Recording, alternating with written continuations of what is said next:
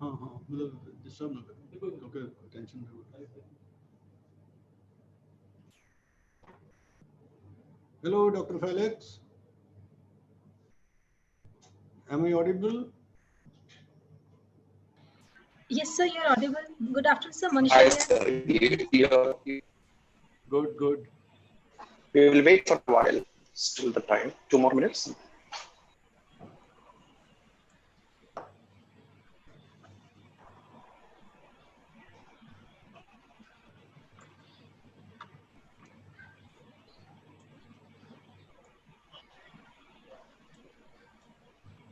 मेरी ना आवाज बहुत तेज है पूरी तरह।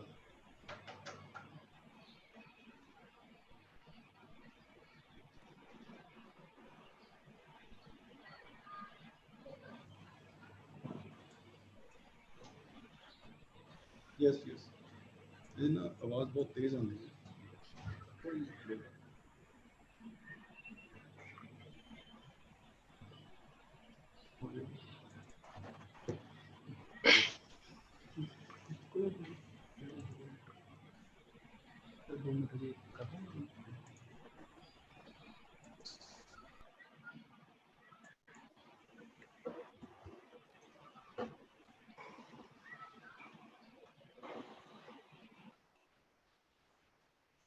Good afternoon, everybody. This is our third session of the day in Academy-sponsored Science Leadership Workshop. It's supported by the 3 science academies in India as well as, Central University of Punjab. So here with us, Professor R.K. Kohli, our own Vice Chancellor and the convener of this week-long workshop. He is a Vice Chancellor of the Central University of Punjab, and he's also Fellow of all 4 National Science Academies of India, including, NAS, that is Agricultural Sciences Academy.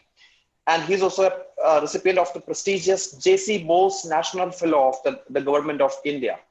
He has also been awarded first Haryana Vigyan Ratna Award, that is in 2009, Punjab Ratan Award in 2008, and several other national and state awards. He has got a website. Please check out rkkohli.com. You can see long list of his achievement. We really don't have any time to list. It's amazing, the career.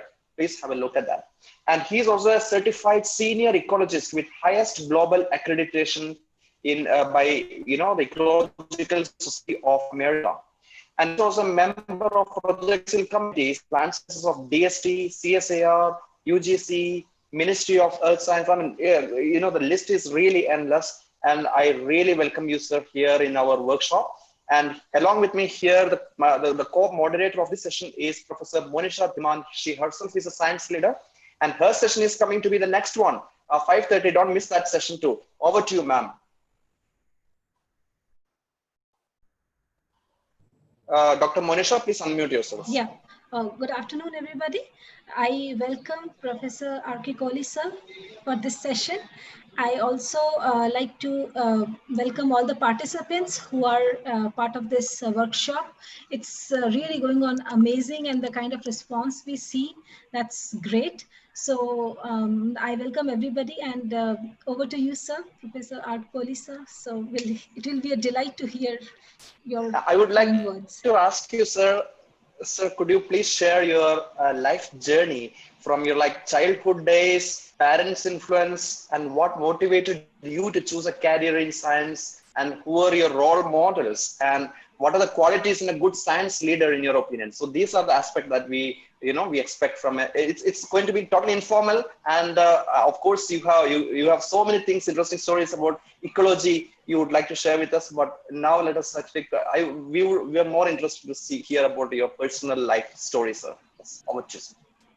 All right, Dr. Felix, Madam Monisha, thank you so much for involving me in this successful start and successfully continuing with the inspirational and motivational initiative of the 3 science academies educational program. I think it is, I'm right, Science Academies educational program.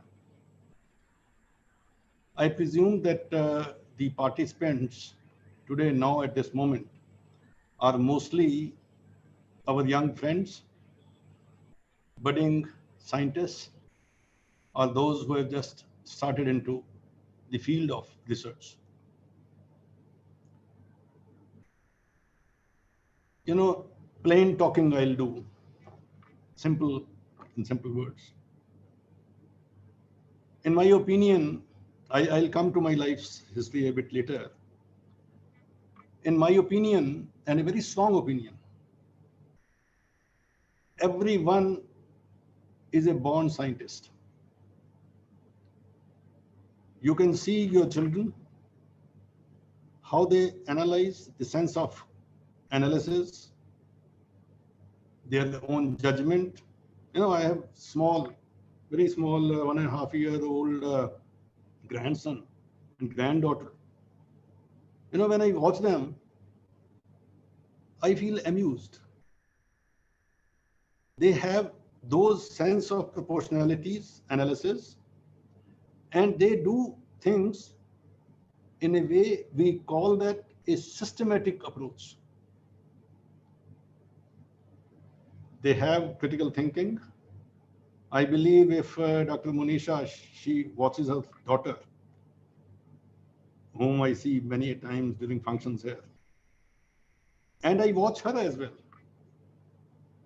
You know, everybody has critical thinking, element of judgment.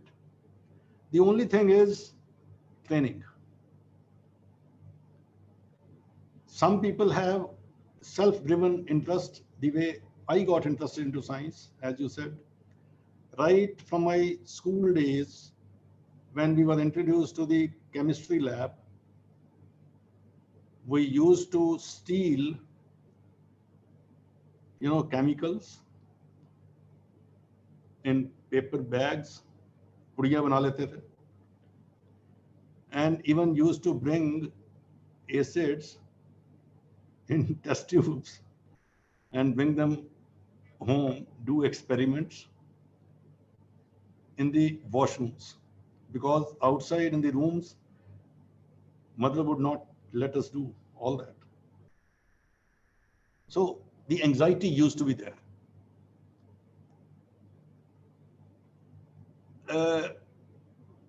You know, I am a homegrown first generation scientist. After my schooling from Gurgaon and then Rohtak, BSc from Rohtak, Rohtak, yes, and MSc from Institute of Advanced Studies, Meerut. Soon after MSc, I got a chance to visit Punjab University, Chandigarh. And after interacting with Professor K.K. Nanda, I got a job in police, DSP police. When Dr. Nanda came to know, Professor K.K. Nanda is the man who brought me to research. When he learned that I have been selected as DSP, he asked me that, Mr. Kohli, you are not made for that type of job. You can be groomed better as a scientist. He said that you can join my project. He had a PL480 research project on routing of the difficult to route plants. It was exciting for me. So I joined his lab. After a few weeks, I got selected as lecturer in Government College, Jeend. It was not a regular appointment, but with full scale, ad hoc appointment. Again, Dr. Nanda suggested me कि क्या कर रहा है? तेरा दिमाग science में ज़्यादा चलेगा, तू कॉलेज के अंदर लेक्चरर बन के, you will not be, you know, come to flower. You will remain as a bud and that will perish. So I applied for CSIR fellowship, which I got. I was not allowed to remain in Punjab University Botany Department because of some conflict between the head and the professor Nanda. So I went to Guru Nanak Dev University for research PhD on physiology of flowering, photoperiodic response, physiological and biochemical, what happens in the plants in terms of period of light or period of darkness, when we break light, when we break darkness, what happens. So these type of studies. I am very happy to share with you that I could complete my PhD in a span of 2 years and around 4 months. It was a record for GNDU, even for Punjab University. It is still a record. That in 2 years and 4 months, day and night, I used to work. And again, it is good that there was not much for my guide to guide me. Because I would read, I would study, and I would propose that this I am going to do. Whatsoever I was asked, okay, yes, itna experiment, this model is okay, these many readings, these many timings, I will do a bit more. So soon after my PhD, I had the option to go to Australia to join the lab of R.W. King, a physiologist, or in Czech Republic, Madam Frideta Seidlova, she was at that time working on flowering and very well-known scientist. The point with me was that in Australia, the currency was convertible. In Czech Republic, that currency was not convertible. But I opted a good lab rather than convertibility of currency. So I went there in Czech Republic, did good work. Till that time, I joined this UNESCO WHO fellowship program, PDF program. Till that time, I was considered the best participant of that program. There used to be, I think, 10 fellowships per year. I was given the option to continue for another year. I told them that I want to go back home. I was young and rather a bit homesick also. At that time, this, WhatsApp and chatting and internet and email was not there. So when I came back to India with the option of going back to Czech Republic, Professor Nanda, when I met him, he advised me that in case you want to settle abroad, go back. In case you want to come back to India, stay back. He said his argument was that if you postpone your job prospects, job prospects will reduce. There is a lot of competition. Unemployment was there even at that time. Now it is there. The intensity has increased a bit. So I preferred to stay back. I wrote them that no, I am not coming.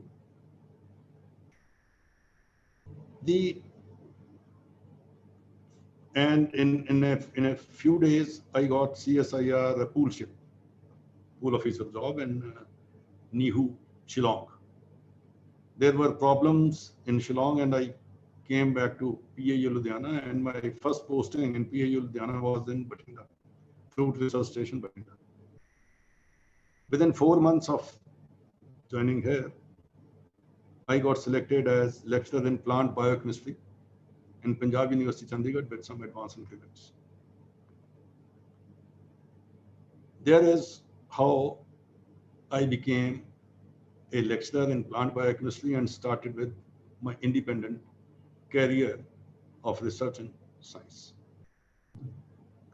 Although by training, I had been a plant biochemist and a lot of interest in physiology. And to tell you the truth, there was a lot of inbreeding in Punjab University at that time. And I was the first to have been selected from outside. And there was a lot of opposition. Seniors and juniors, everybody was, not interested to see my face. I was not allowed to teach biochemistry because at that time in 1980s, biochemistry, molecular biology, these things were considered a bit modern science. So students were very much interested in this exciting field of life sciences, biochemistry, molecular biology. So I was considered to be a bit good teacher compared to others. I don't know. Lot many students would opt me for special paper of these things.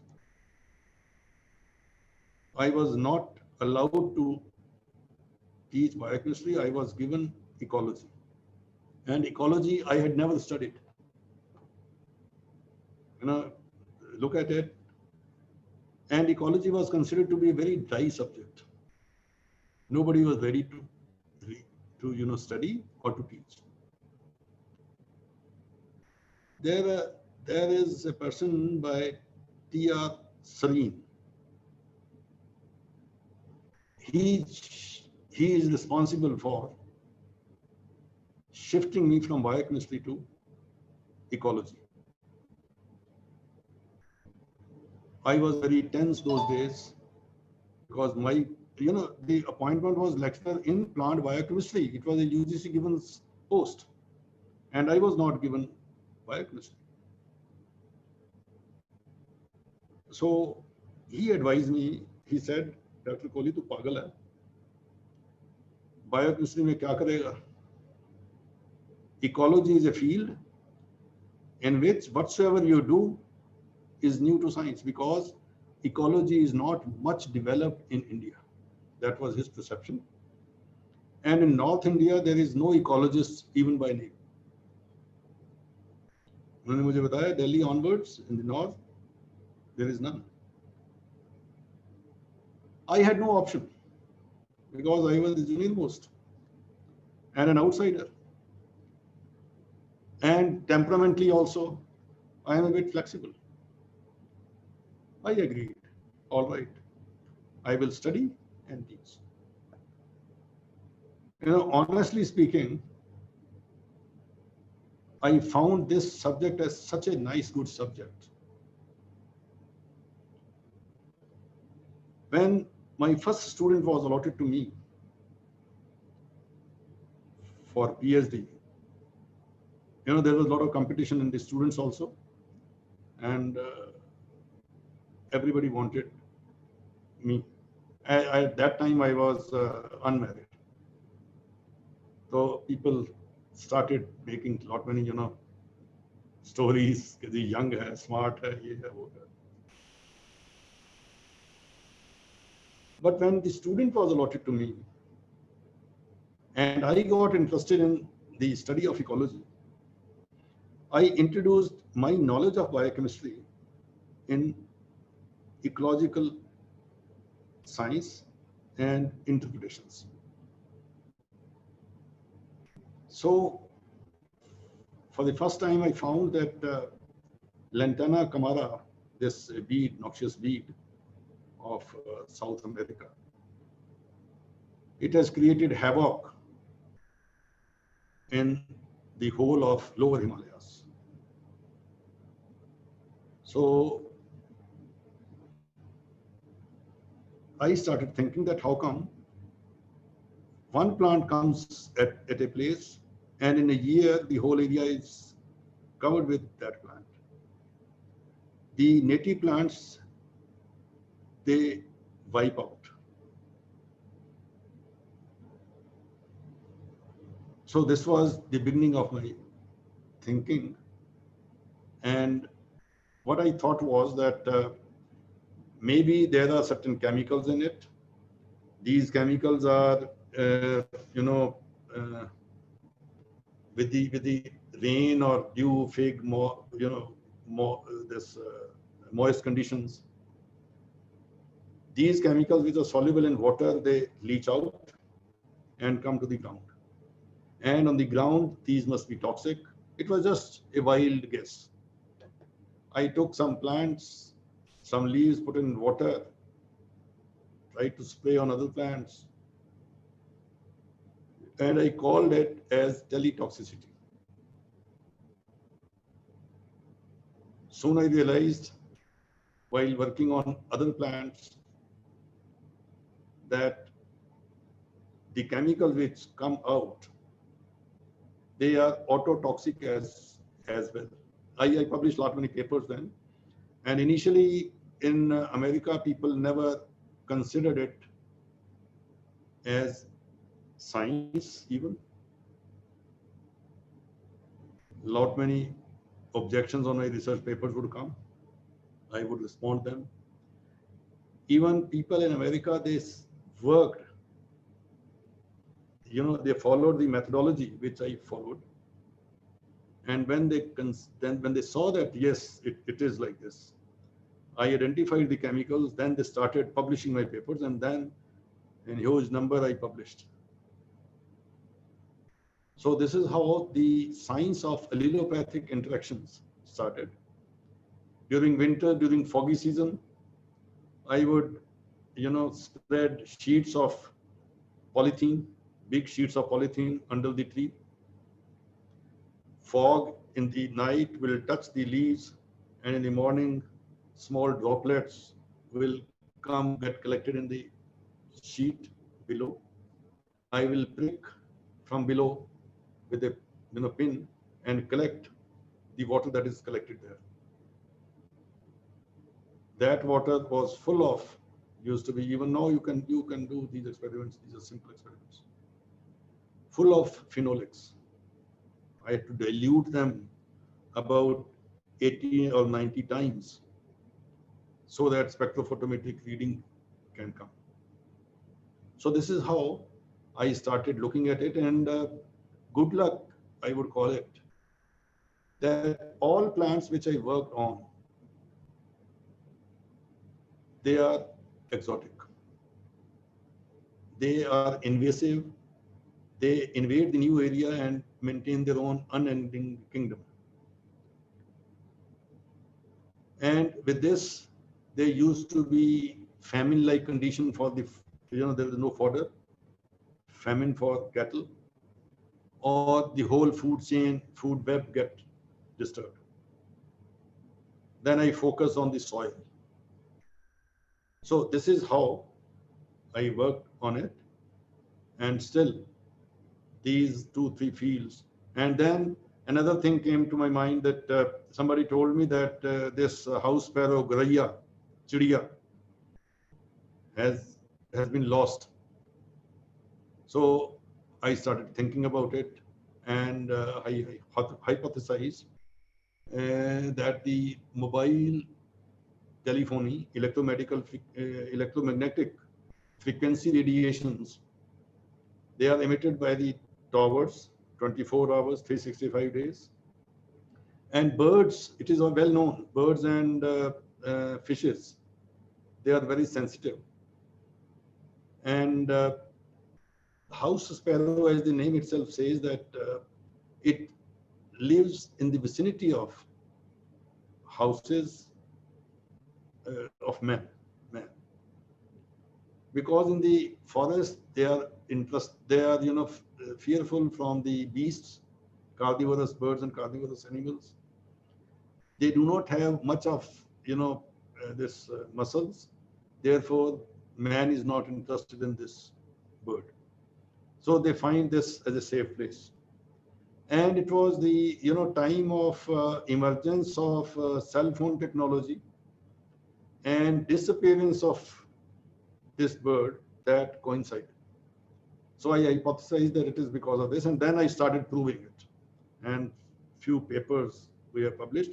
And then looking at it, the government of India, they initiated a 600 crore mission mode project on impact of cell phone radiations on living systems.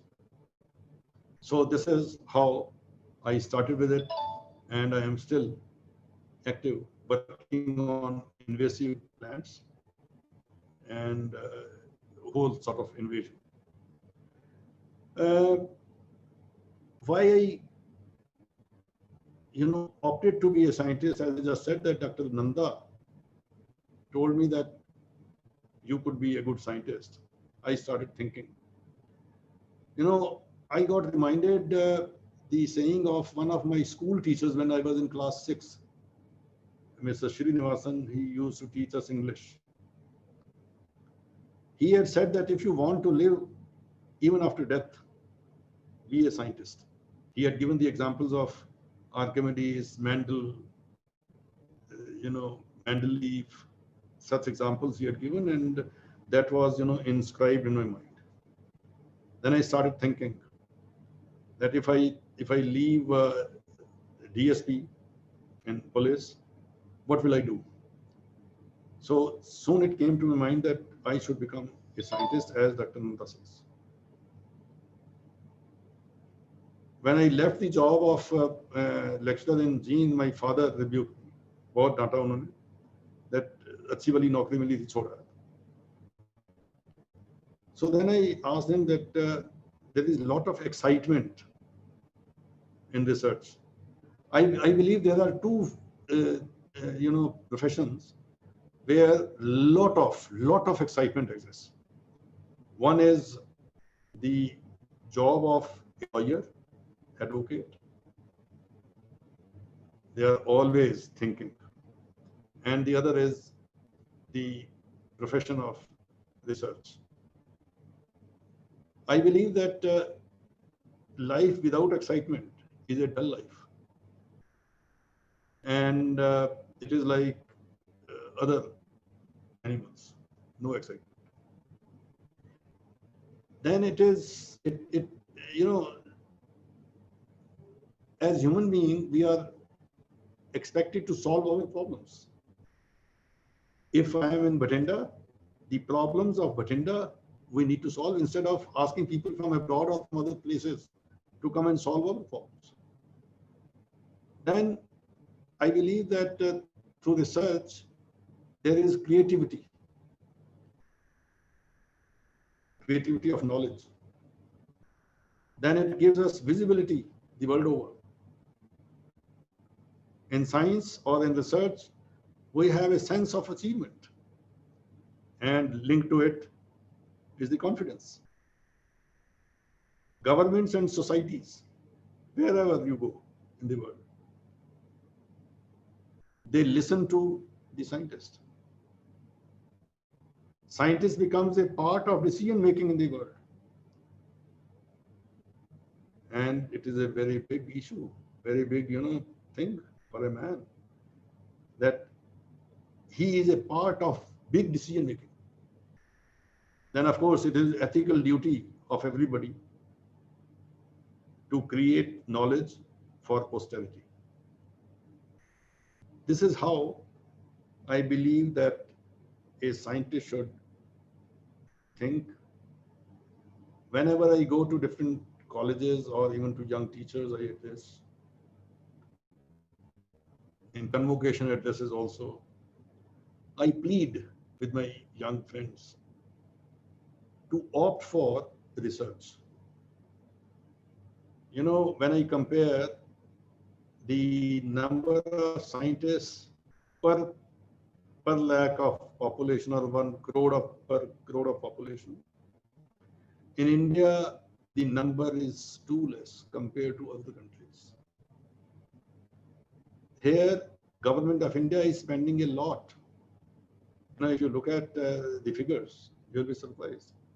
They are doing a lot to bring people to science and research.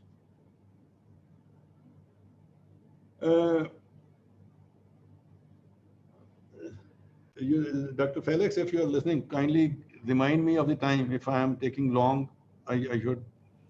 Sure, sir. It's fine. Absolutely fine. Go ahead. Okay, fine. You know, I believe that for a, I'm coming to address after my own life storytelling about my young colleagues, those who have come in science through compulsion, kindly convert it to choice. You will relish it.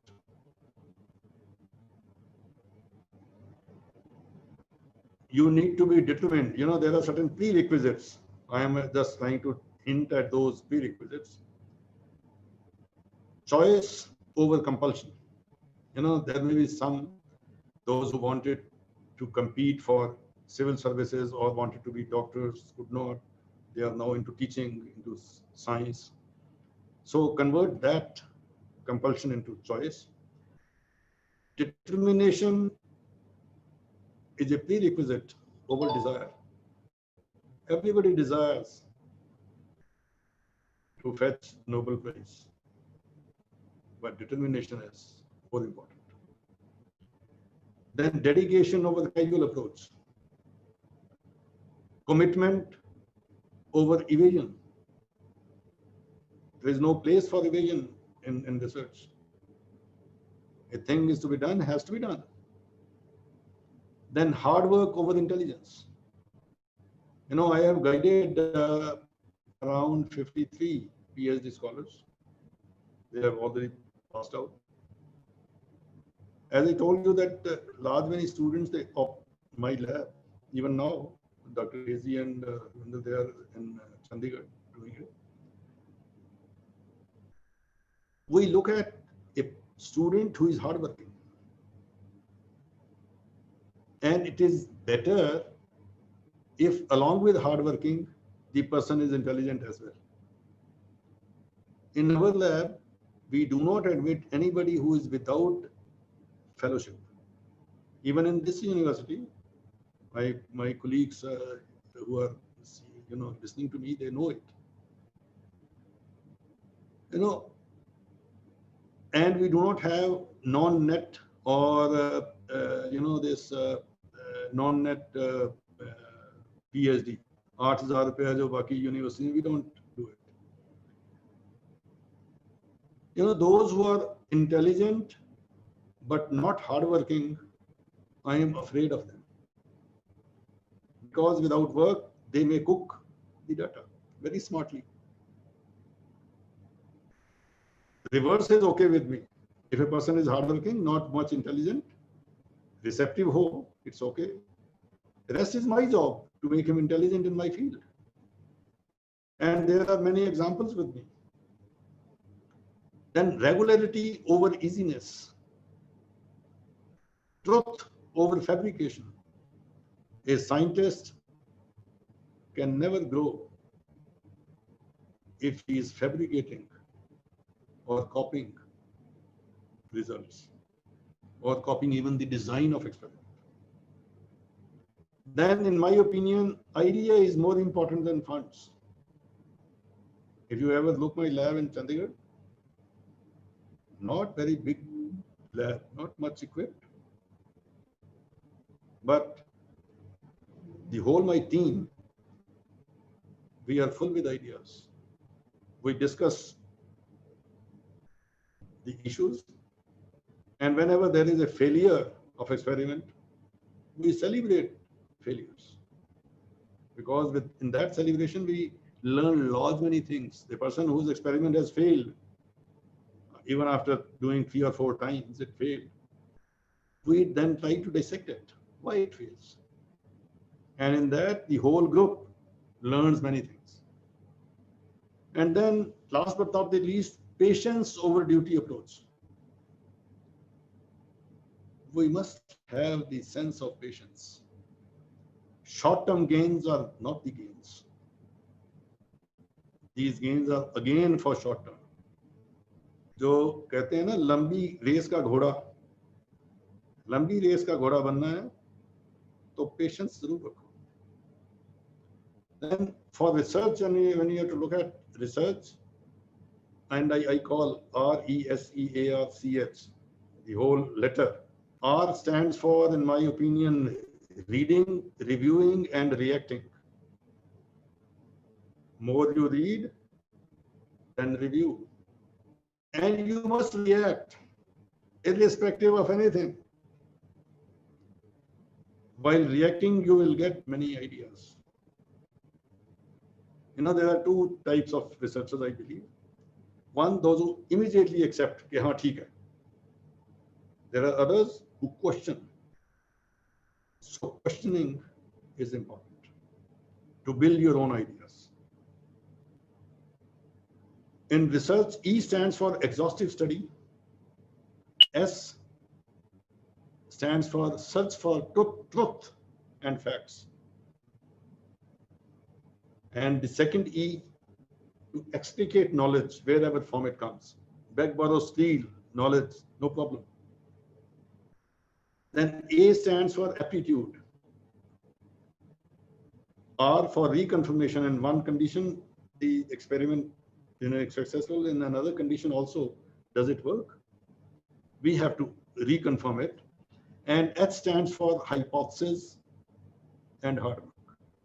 To my young friends, I would like to suggest you that whenever you plan an experiment or write an experiment or write a project,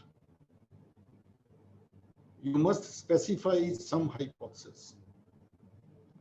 I have seen many theses, many research papers come for my comments. Many a time I find that without any hypothesis, the person has started working and he or she doesn't know where he is going. So many ifs and buts, so many questions, so many multi-focuses. So my suggestion to you would be that you must hypothesize. It is a calculated, educated guess.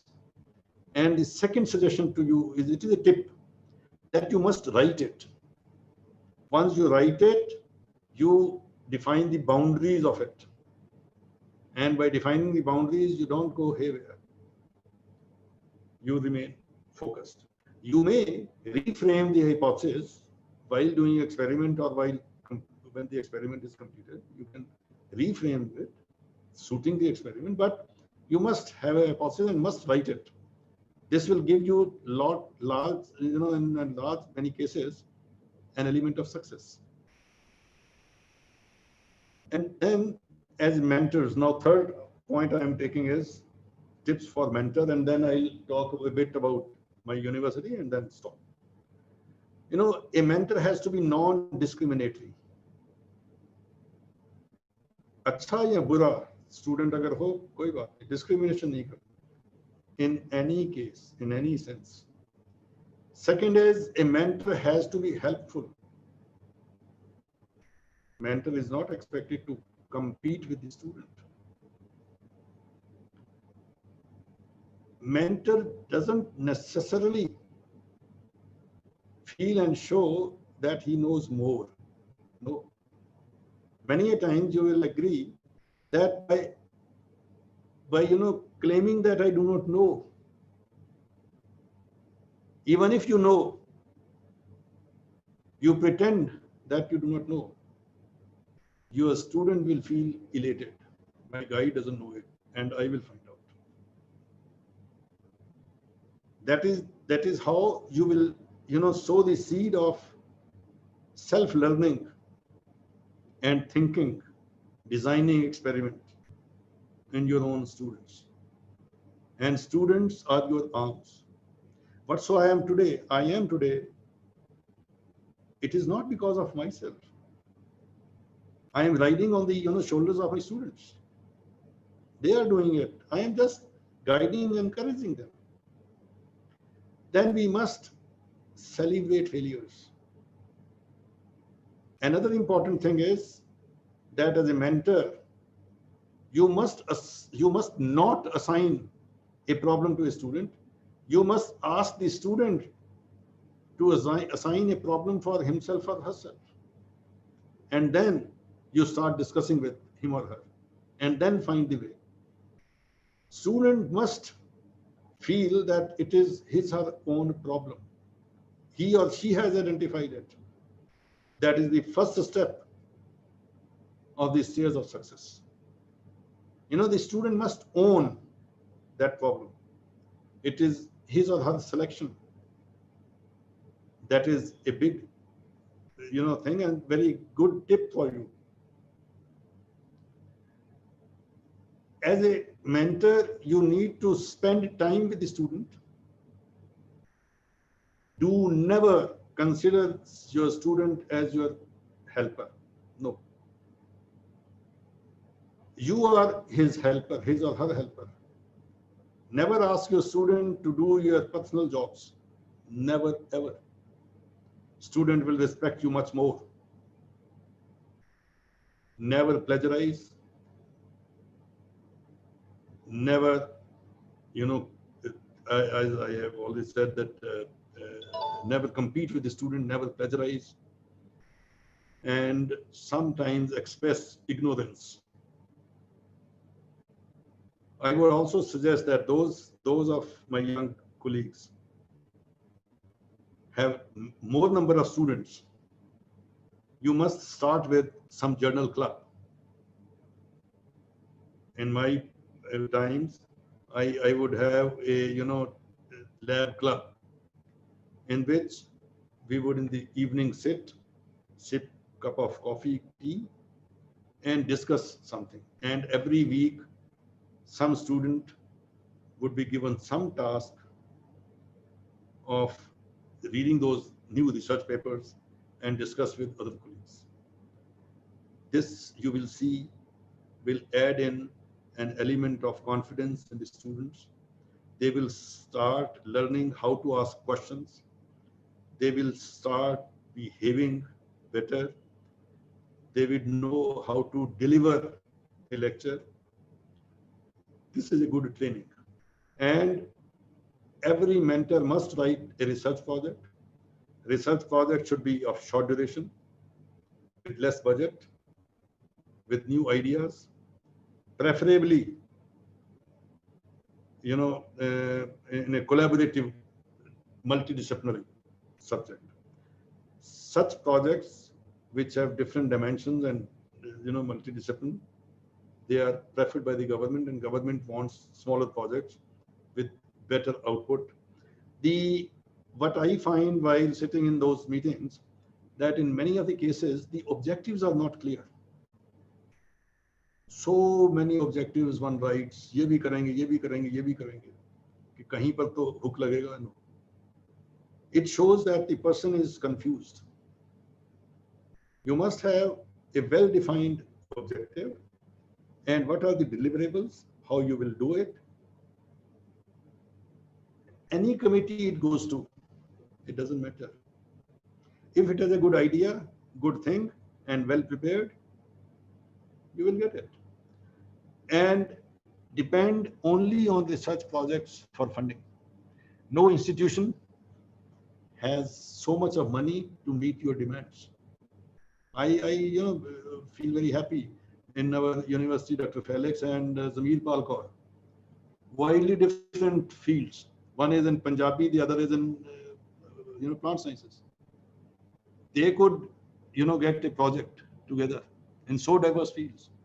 So such things we must look into. Once my friend asked me, Dr. Kohli, तेरे को paper जब छपता है तो you are happy, or how you are happy? When are you happy? One feel, looks at my frowns and feels कि ये happy रहता ही नहीं होगा. It's not like that. It is that whatsoever you do, whatsoever you have hypothesized, it turns out to be true. A difficult thing which nobody could think of, you thought of it, you hypothesized it, experimented it, it turns out to be true. You are the happiest man. So generate new ideas, experiment it, and have the feel of happiness. At Central University of Punjab, it is a new university. My focus here in this institution, this again is a challenge with me, that as a Vice Chancellor, I must do something and must continue to do something, that the visibility in science research or in non-science, means humanities also. I am promoting humanities as well, and with rather more, vigor. Because even in humanities and languages, there is lot of potential. So we are focusing on research, and thanks to the Almighty that I got good faculty, young, energetic, good faculty that listens, and they do perform. So we are doing very well in research. Another thing I would request each one, whosoever is listening to me, that you may note down in our university website also, it is available. We have started with Indian Research Information Network System. I'll repeat, Indian Research Information Network System. It is IRINS, IRINS.org. If you register yourself, or you let your institution register, this is the initiative of MHRT in collaboration with Central University of Punjab and InfluviNet. And through this website, large number of your needs for research papers can be met with. I don't have much time. I believe I have already exceeded my limit. Therefore, I stop here and I leave the ground for questions. If you have questions, I'll try to respond to. Thank you. I'm sorry I have exceeded the limit. Thank you very much, sir, for such a enlightening talk. I'm sure the students might have liked it a lot, and it's always a pleasure to hear to you and listen to you. And it's my personal experience that whenever we go to your office and meet you, you always have some ideas to share. Okay, this can be done. You can do this. I mean, you always have, and all the time you have something, and you will say, okay, let me call and get it done for you. So thank you very much, sir. And really, your talk was everyone. I really liked it. Everyone is a born scientist. Yes, that's absolutely correct, and we can see that. And have you ever observed your daughter? Yes, sir. Yes, yes. You must keenly observe her every moment without letting her know. You will enjoy. Yes, sir. Yes, sir. That's true, sir. And I think as a mentor, we as a teacher, again, I can correlate that with the mentor part also. Similar thing we should do with our students too. When they are working, we should observe them and let them do for some time, and then guide them what went wrong, and that will help them too. So thank you very much, sir. And really, I'll take some questions. And first question is which is quite good, because the students, everybody, when you get a position like DSP in Punjab Police, so everybody thinks, as you also said, that your father said that, okay, itni achhi naukri mil gayi, why to do all, but that research ka keeda is something we know. So there's a question from Shalini Das. You already got selected at DSP Police. What was that X factor, or what was there which you and Dr. Nanda witnessed that you could be a scientist? What was that? There has to be something, So when I had gone for interview, and not for interview, for joining in Delhi, I had a briefcase in my hand, and on a bus I had gone from Rohtak. So when I reached there, the person there, he used very filthy language, and I expressed that I didn't like it. He said that, police mein aa rahe ho, गालियों से घबरा गए. Then he said, अब तू मुझे गाली निकाल. The words I have used, you repeat these words and address to me like this. मैंने कहा I can't do it. वो कहते थे आपको तो गुंडों के साथ बिहेव करना है. You ought to be one up them, then you will be successful. Otherwise, you will be a failure. You know, I started shivering. In my opinion, life is only once. To make it or break it depends on the person. When I came back home and I started thinking, in a bus, I was, sleeping like this. And soon the words of my school teacher came to my mind that if you want to live after death, be a scientist. I reached back home. I told my father that I have not joined. So he was unhappy. I started weeping. उन्होंने मुझे डांटा बहुत. My mother came to my rescue.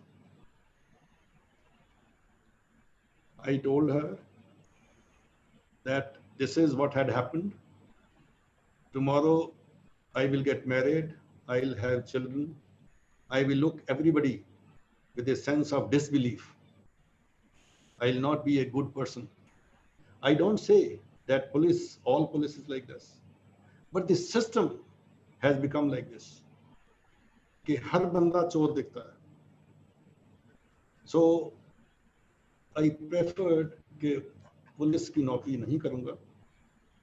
हालांकि I do respect now there is a lot of sea change.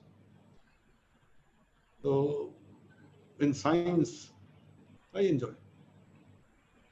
Over to you, Dr. Felix. Thank you, sir. Thank you very much. Yeah. Any other question? Yeah, we have a lot of questions, sir. Dr. Yeah, Felix. please. Yeah, I will.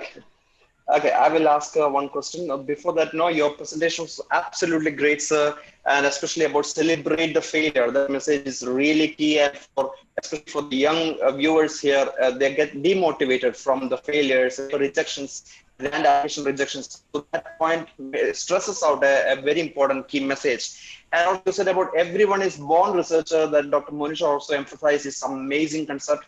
And I was just thinking, even a small baby, there is something called shape sorter toy, where the different kinds of shapes that actually pass through a hole. So the baby has to apply the logic and scientific thinking. It's something like a substrate ligand, the docking that we teach in enzymology, that the students have to learn. I think it's an innate tendency, sorting, yes. I think that is everybody is a born scientist is amazing philosophy. And thank you so much for bringing all these things out in today's talk. And now going to the question, we have a very interesting question from Payal Prasad asking from Mumbai.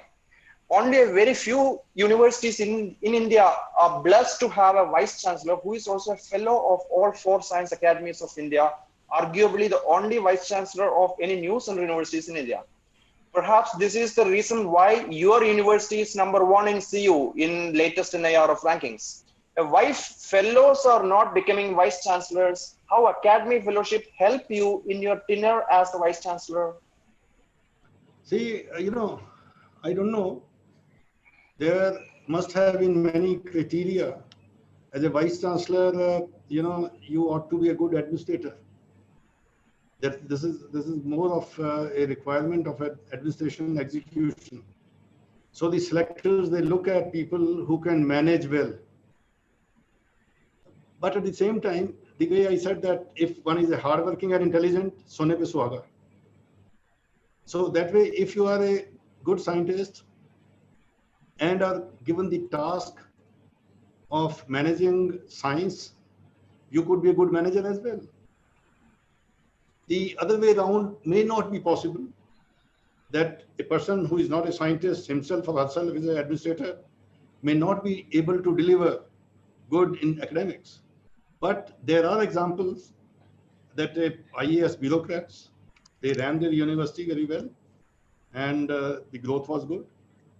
Both sides, these stories are available. Both sides are, this is no such thumb rule. At the same time, I do believe that if a person knows the subject well, can manage it well, that is, of course, there. So there's the second part of the same question is that how academy fellowship help you in your tenure as Vice Chancellor? See, it has a lot of responsibility on my shoulders. Lot of responsibility. If like a Wimbledon player plays and doesn't know how to give a shot, the same way, when I got elected, and I think NAS first time, I was elated, but soon I felt, oh, it is now my responsibility. When for the first time, I tell you the truth, when I first time got a student to guide, पहला दिन तो मुझे बहुत अच्छा लगा, very much elated. Soon I realized, oh, there is now a lot of responsibility. I have to make his career. I have to spend time with him. So, on that young age, as is your age, with small kid at home and students in the lab, how to, spend time with my own children and in the lab. So my lab, works 365 days. It opens 365 days, even now. And what I, used to tell my wife as well as my children, that if father is hardworking or mother is hardworking, my wife also had been a teacher. She retired principal, government college. So if the parents are hardworking, honest, this character goes to the children. You don't need to teach them. They get taught. If your guide is hardworking, your students would automatically become hardworking. So such traits, now as a fellow, it becomes my responsibility. Ethics also come in, and the speed also comes in. Then when I was given a JC Bose fellowship, I didn't know about it, and even these fellowships also I didn't know much. My senior colleagues who saw me working, they induced in me this sense of कि नहीं तू apply तो कर, अपने paper तो भेज. And so the sense of responsibility is there. Then more important for me was when I sent my biodata for accreditation as a scientist in USA. You must be aware that there is accreditation. हमारे यहाँ तो universities and institutions are accredited. There even individual scientists can also get accredited. So when I sent it, they evaluated it. They said that yes, you have all those ingredients to be awarded, certified senior ecologist category. There was only one condition, and the condition was that I had to sign a code of ethics. It opened my senses when I read it. So these, decorations, they increase sense of responsibility and give you tremendous energy to go ahead. Any other question? Yes, sir. So we have one Ritika Mohan. She's quite active. She has asked 2 questions. So I'll take just together. I'll just join those questions. She asked that you started as independent researcher, and later on you collaborated with the people. So what do you think is better? Always collaborating or independent researcher? What are the do's and don'ts, and what are the good things and negative points of these 2 things, collaborating and doing independent research? In my own opinion, personal opinion, it is better to collaborate and collaborate in a field which is not your field, so that while discussion, I tell you a very interesting story. I was working on plants, on eucalyptus. I would discuss the problems with my kids.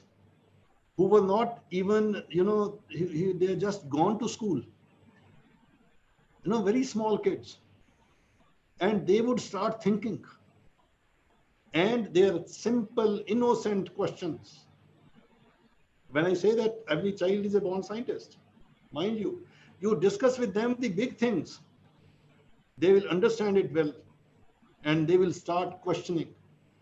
With their questions, you will generate new ideas. So in my opinion, collaboration is a good thing. But in collaboration, you need to have a wider heart. Narrow thinking, wider thinking. It is complementation. Thank you, sir. Ritika is also, she also wants to know that you have been telling that PhD, we are just giving PhD to the scholarship holders and all. So don't you think that because of this deficiency, number of scholarships are so less that the interest goes away? If a good researcher don't get scholarship and don't get admission to PhD, then because of the dearth of this fellowship. Question is from Deepika? Ritika Mohan. Ritika Mohan. Yes. The thing is, it is just the reverse. In every university, it is a matter of record. We do not admit, Manisha and Felix, you know it. We do not admit students who do not have fellowship. This year, you know how much is the demand ratio? 1:117. Ek seat ke piche 117 applications. There is no dearth. Why I say so that we need only those who are fellowship holders, because they have a sense of responsibility. They have to show some results. Report has to be evaluated. Otherwise, those who do not have to submit any report, they take the things at leisure. Or, in our university, we have set time that beyond this, you can't submit your thesis. There has to be, that is all public money. So if fellow is getting fellowship, a public money, taxpayers' money, one has to perform. So I believe, Ms. Mohan, that there are people who have, large many people who have fellowship. They want good place to work, and you need to generate good place for working. Any other question? Okay, so actually we have a program here called the most active participant.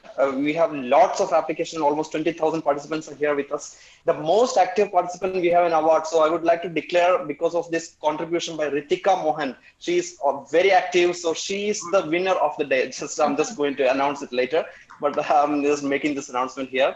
Now, I would like to pick another question here. Anushka Singh, how much is the contribution of an ecologist or a scientist in the decision-making process in any policies?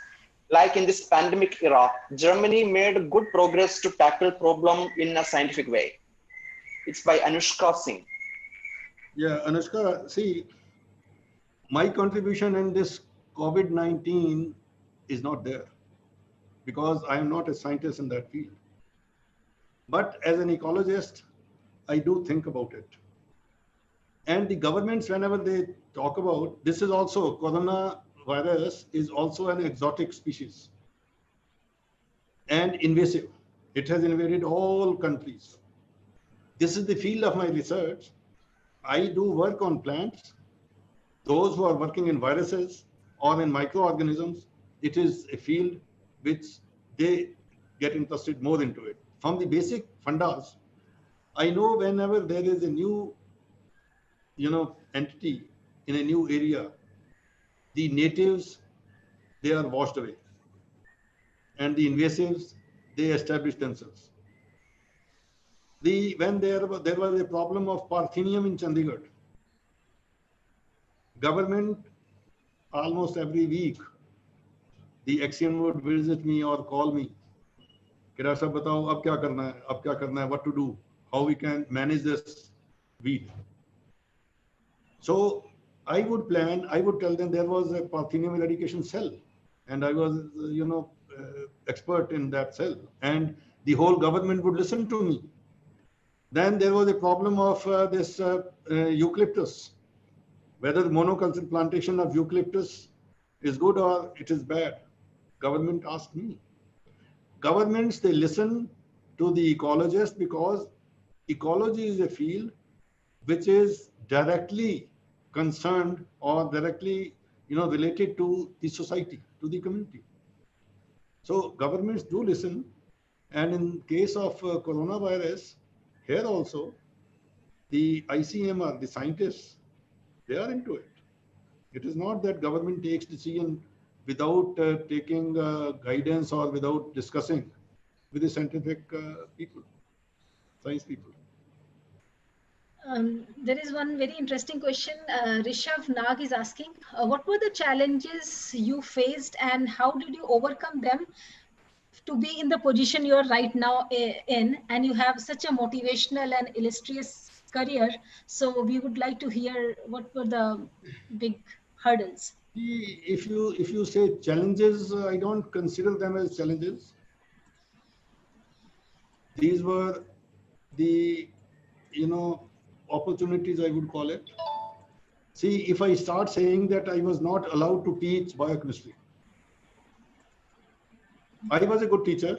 I am still, if I go to the class, मेरी class कोई miss नहीं करता. I know it that I would have been a good biochemist also. Initially, I felt that, oh, this is end of my life. When Dr. T.S. Saleen, he shared with me, Dr. Kohli, to pagalpanti na kar. You will not have any competitor. And I tell you another thing, which he told me. I deliberately didn't say that because now many of our teachers, they are in the modern field. He said that in ecology, whatsoever you do in Chandigarh, people throughout the world, they have not seen Chandigarh. Whatsoever is the soil condition here, whatsoever you do, that is an addition to the knowledge. Nobody has done anything in terms of ecology in North India. So it will be an addition. And on the contrary, if I were a biochemist, I would have to get more of equipment. I would have to, compete with the Westerners, Americans, Europeans, and all those, big labs. So it was a tougher field to be in the biochemistry in terms of competition. But at the same time, in ecology, it is a tougher field in the sense that it has to do something in field. And working in field is really tough. You don't have these AC conditions and you have to walk and you have to do, such jobs. Tiredness and all these things are combined there in it. So I don't call these as challenges. I treat it as opportunities. I turned those situations into opportunity, and I feel I didn't commit mistake. Okay, Rishabh? Okay, so here is one question from Keshav Goyal. I went through faculty profile at Central University of Punjab, which I came through this workshop and found almost all faculties have years of experience in developed countries. For example, Professor Ramakrishna and Professor Monisha with decades of experience. That is brain gain. In your opinion, how to prevent brain drain from India, talented scientists going abroad? Brain drain, I don't consider it as brain drain or brain gain. World of science, the earth is only one. The whole biosphere or the whole earth, whole globe is one. The science we do is not do only for the self, it is for the world. And I tell you that my strong feeling that every Indian must go abroad to do some science in good labs. You learn large many things. You are not required to be taught. You get taught.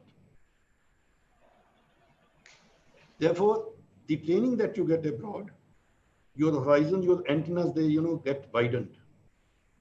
And it is very important. Many of the traits that I gained from my Czech lab, my lab there is still called Indian lab. Large many years have passed. They had Indian lab and they used to call me by my, pet name, Babu. So I could develop good, friendship with the people. They have also come here. I went there 2-3 times. Bonding is there. Awareness increases. You meet many good friends. You make many good friends.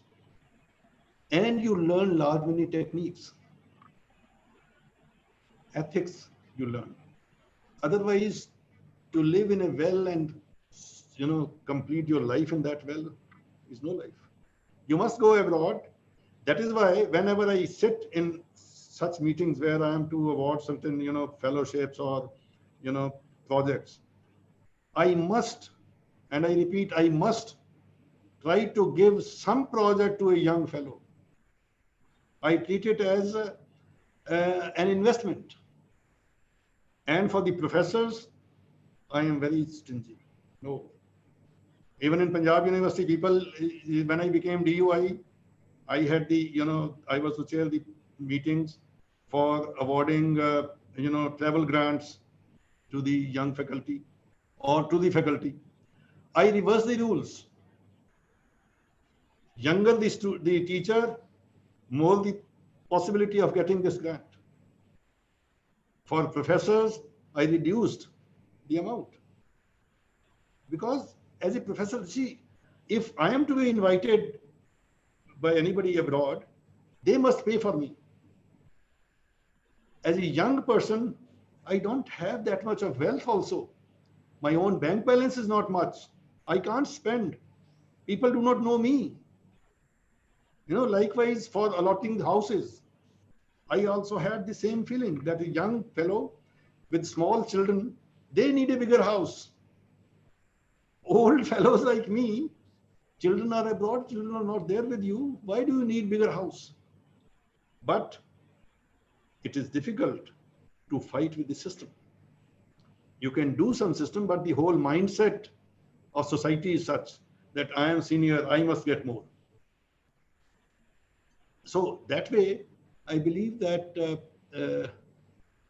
for the young people to go abroad is an investment.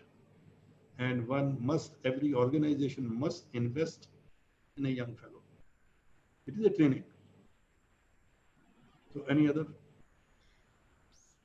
Anushka Deo is asking, why students are very reluctant to take ecology, EVS, and sustainable development subjects as their major. We don't see much trend.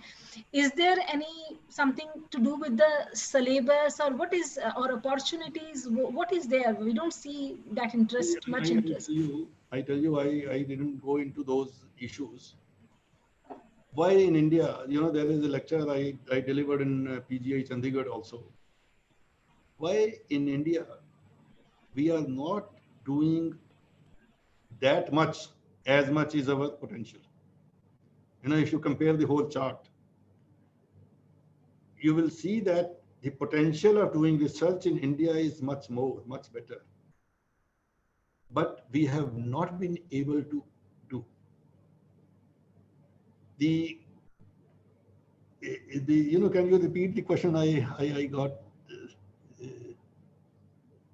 No, you unmute. I missed that. I'm sorry. Students they are not much interested, or they are reluctant to take ecology, EVS as their majors. See, the thing is that in schools, we have rote learning. We do not take students to the fields. Irrespective, अच्छे से अच्छे school, घटिया से घटिया school. People are in India, people are interested only to look at the marks. कितने number कितने आए. Nobody is interested into कि इसने सीखा क्या है.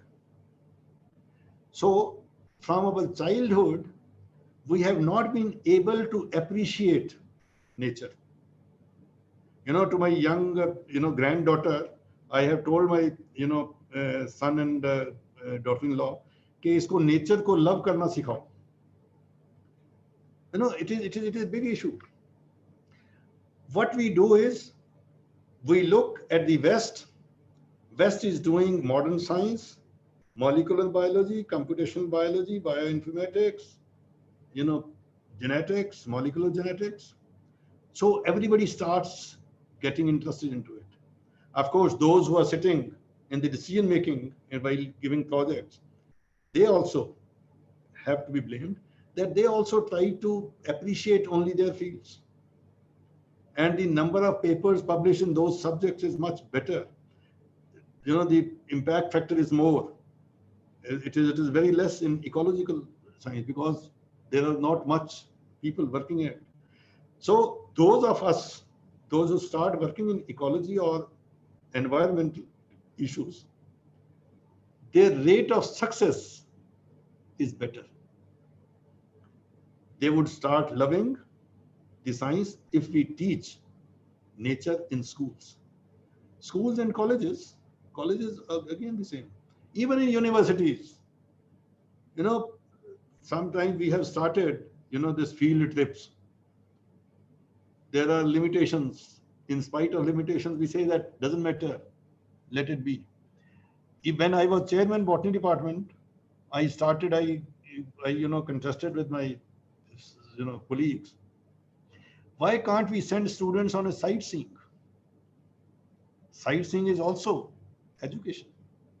People learn lot many things in those sightseeing tours. But the conditions, the audit objections, these things everybody gets fear from. Okay, the objection lag jayega, how we will, account for the money. So these things.